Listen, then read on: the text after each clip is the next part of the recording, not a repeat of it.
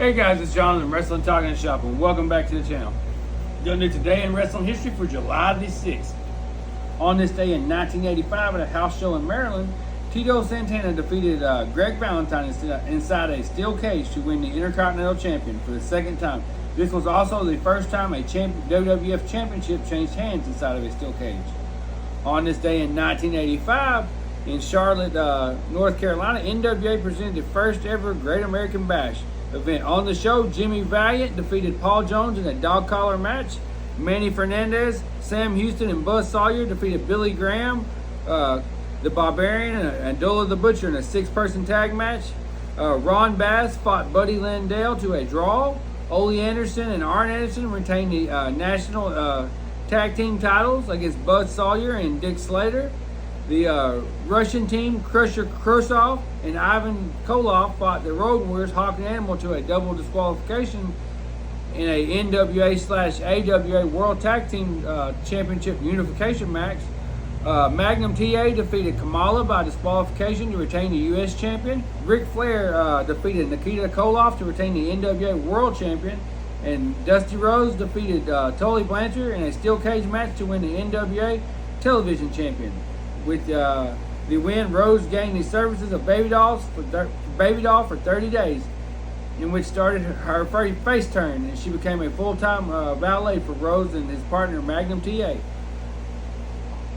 On this day in 1997, WWF In Your House Canadian Stampede took place. In the free-for-all pre-show, the Godwins defeated the Blackjacks, Bradshaw and Blackjack Wyndham. Mankind and Hunter Triple H fought to a double count out.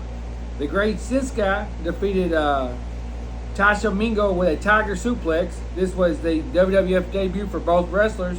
The Undertaker defeated Vader to retain the WWF champion, with Taker hitting the Vader with a chokeslam and a tombstone. The Hart Foundation, Bret Hart, Owen Hart, Jim Neidhart, Davey Boy Smith, and Brian Pillman defeated Team USA.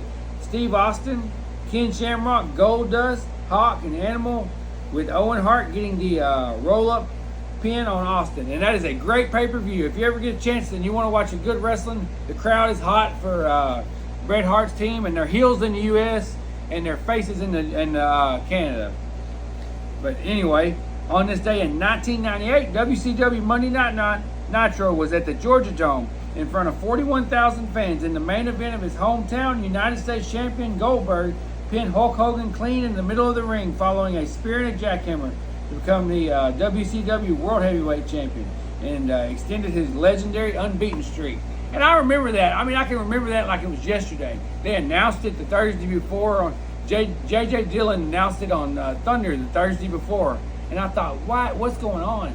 And I knew, and I remember the stipulation was like Goldberg had to beat Scott Hall and I believe Kurt Hennig of the NWO. I can't quite remember if it was which one it was. And then they all come out, and I thought, well, maybe, I was the biggest Hulkamaniac ever, so I thought, well, maybe Hogan will pull it off, but he didn't.